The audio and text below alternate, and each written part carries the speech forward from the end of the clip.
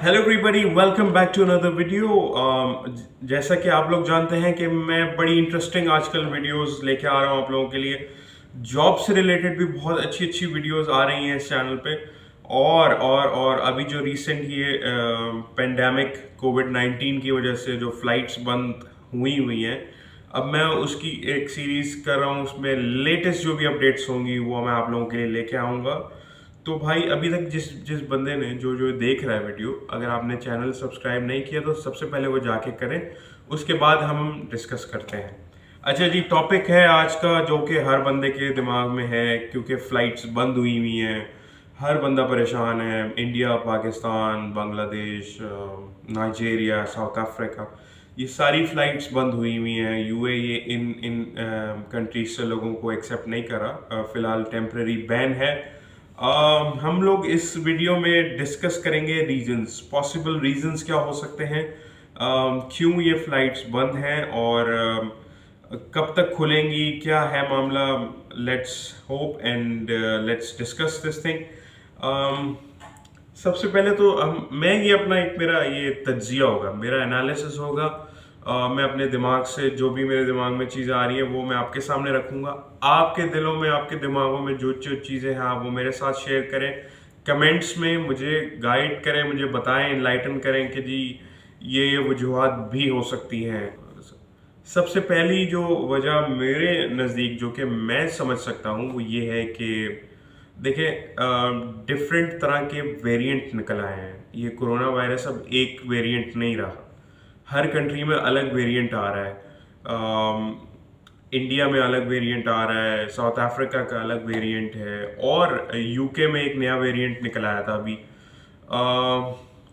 Countries जो हैं वो ये सारी सिचुएशन को मॉनिटर कर रही हैं। सो अब जैसे यूके ने कुछ कंट्रीज के लिए रेड लिस्ट बनाई हुई है। उसकी उनके दिमाग में कोई स्पेसिफिक वजूहात होंगी। इसी तरह यूएई ने इस सारी सिचुएशन को मॉनिटर करते हुए एक रेड लिस्ट ही बना दी है कि इन कंट्रीज से हम लोगों को एक्सेप्ट नहीं करेंगे। उसके पॉसिबल जो रीजंस हैं, अब जैसे इंडिया में देखें, एक नया वेरिएंट आया हुआ है कि बहुत डेडली वेरिएंट है और वो बहुत तेज़ी से फैलता है। तो पॉसिबल है कि ये भी वो एक वजह हो सकती है कि ये नए वेरिएंट्स जो निकले हैं, इनको ब्लॉक करने के लिए, इनको अपने मुल्क में आने से रोकने के लिए हो सकता है उन्होंने ये पाबंदी लगाई हो। पाकिस्तान की फ़्लाइट्स भी बंद हैं। पाकिस्तान में शुरू में काफ़ी ये कोविड-19 के केसेस स्पाइक किए थे, लेकिन बीच में कम हो गए। अब जैसे जैसे ईद करीब आ रही है तो ये केसेस फिर से बढ़ रहे हैं। This is not a good sign. May be possible UAE ने हो सकता है कि इन वजूहात को सामने रखते हुए फ़्लाइट्स बंद की।